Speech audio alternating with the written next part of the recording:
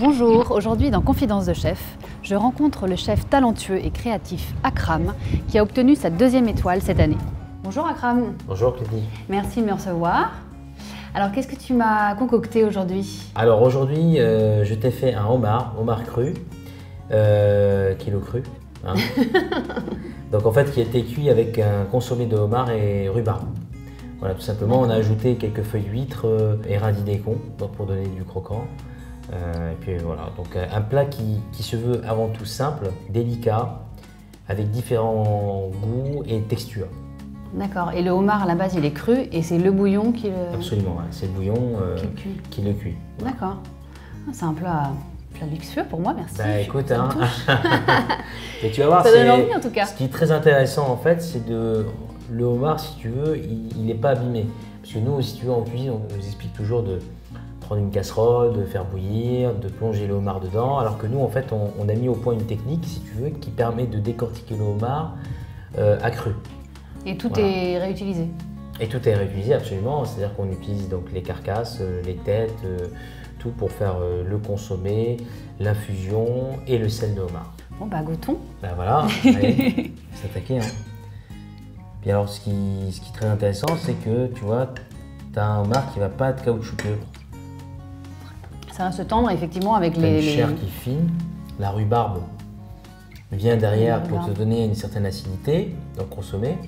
Il n'y a pas de gras du tout, donc il faut apporter un tout petit peu de gras, mais ce gras-là, je voulais l'apporter avec une huile à infusion de homard.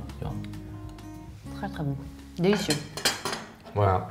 Délicieux. Et ce qui est assez frappant, au-delà du fait que ça soit bon et très fin, c'est que pour avoir eu la chance de déjeuner et de dîner chez toi, je pense que tes plats, je pourrais les reconnaître par rapport à d'autres, à l'aveugle, par rapport à d'autres assiettes. J'ai toujours voulu avoir ma propre signature.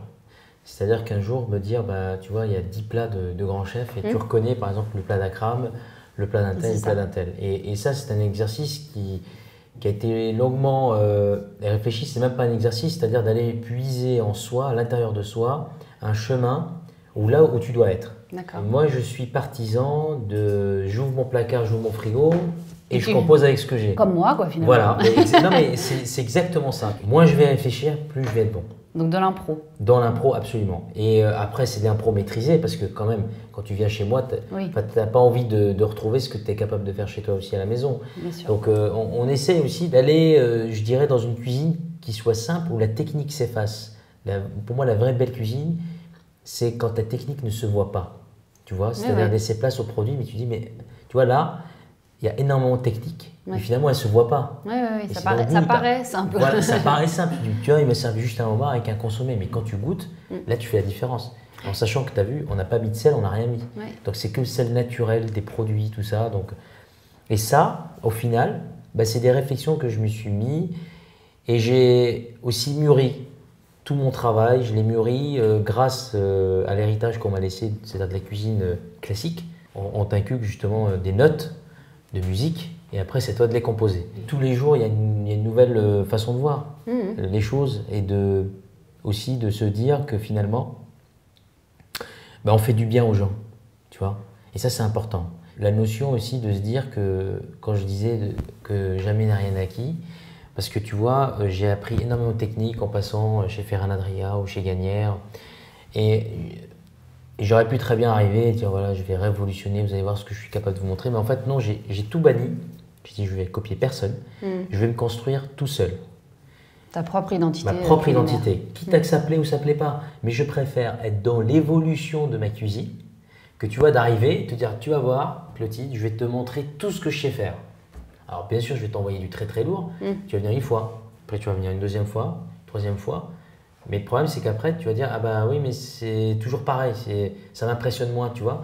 Et c'est tellement mieux de voir quelqu'un qui est en sans cesse évolution pour aller là où il doit être. D'aller de surprise en surprise. Bien sûr, attends, je suis un petit minot, j'ai 32 ans, alors tu t'imagines bien, j'ai encore du chemin à faire. Et puis surtout de se dire que bah, finalement, la cuisine, c'est comme toute entreprise ou comme tout ce que l'on est, c'est de savoir durer. Et du coup, là, ton chemin, si on parle de chemin, après cette deuxième étoile, je pense que la rue Lauriston à Paris, elle est quand même bien aussi occupée. Tu as d'autres projets, alors peut-être une troisième étoile, peut-être je sais pas, non, la déclinaison des concepts. Non, mais si tu veux, les étoiles finalement nous appartiennent pas. Hein, tu sais, c'est vrai qu'on est très honoré de porter ces deux étoiles et on les porte avec grande fierté. On va les faire briller. Hein, mais je crois qu'aussi pour les clients, ce qui est plus important, c'est justement qu'ils aient envie de revenir. Tu vois, moi, c'est toujours été ma politique. Après Michelin, c'est vrai qu'il nous a très vite servi une étoile la première année, une deuxième étoile 1 an et demi après. Ça a été pour nous très fulgurant, mais en même temps, c'est le client qui parle. Hein, tu sais, je veux dire, il n'y a pas de secret. Hein, c'est le bouche à oreille, le client. Quand ton restaurant est toujours plein, quand tu fais que ce moment perdure, bah, ça paye. Ça paye. Puis le travail donner aux gens envie de revenir. Oui, absolument. Et l'international alors Donc il y a Hong Kong, nous allons ouvrir bientôt un autre restaurant là, dans 15 jours dans le 6e rue du Cherche-Midi, un autre atelier Vivanda. Et puis on a encore d'autres projets à venir, mais ça sera une surprise. D'accord, ça sera pour la prochaine fois. Voilà, exactement. Et alors pour terminer, est-ce que tu as une devise tout simplement ou une phrase qui t'inspire un peu?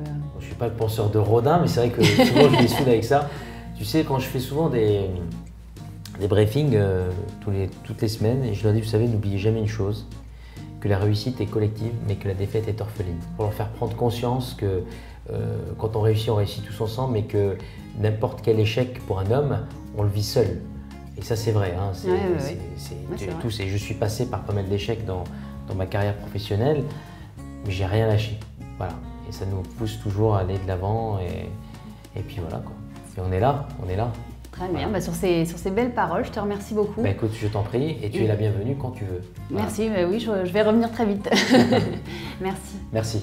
C'était Confidences de chef avec Akram. À très vite sur Cooking the Tube pour d'autres confidences de chef.